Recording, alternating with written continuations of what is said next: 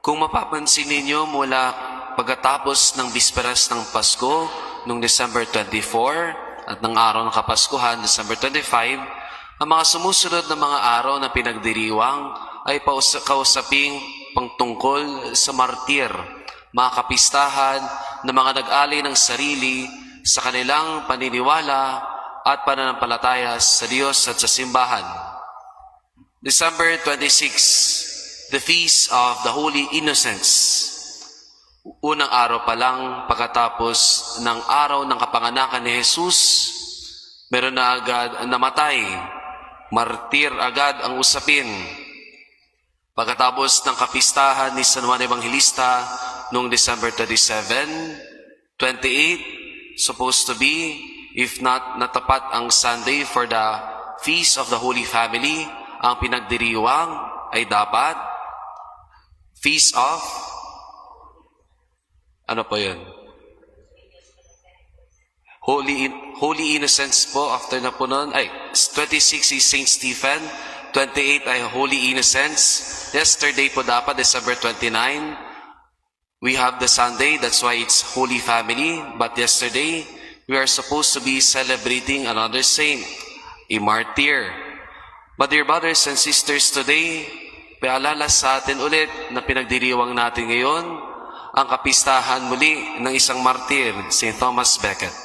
26, St. Stephen, 28, Holy Innocents, 29, ang pinagdiriwang natin ngayong araw na ito ay ang kapistahan ni St. Thomas Becket.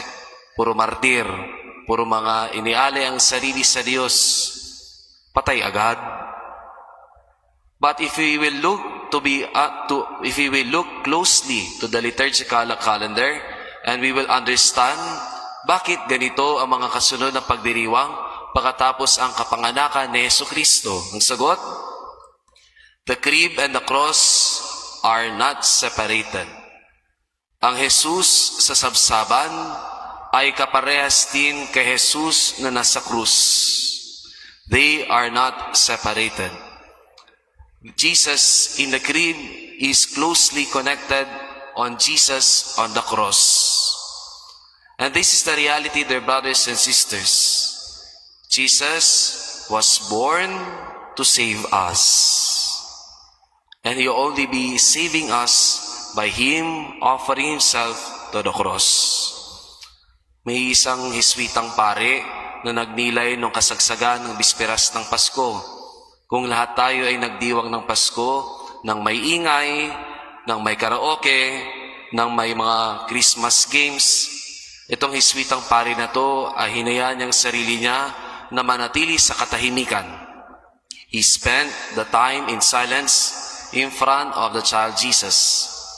Isa lang ang tinanong niya kay Ninyong Jesus at ano yun? Panginoon, ano bang iniisip mo nung isinilang ka? It was quite funny question because baby pa lang si Jesus nun, tatanungin mo kung anong iniisip niya.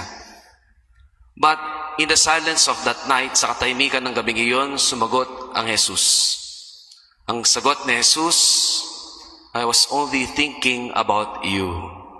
Iniisip kita kung paano kita ililigtas. We thank the Lord for the reason why He was born in Bethlehem. He was born to save us. Ang Diyos ipinanganak sa sabsaban dahil para iligtas tayo upang tayo ay mawala sa kasadlakan ng kasalanan. St. Thomas Becket, pray for us.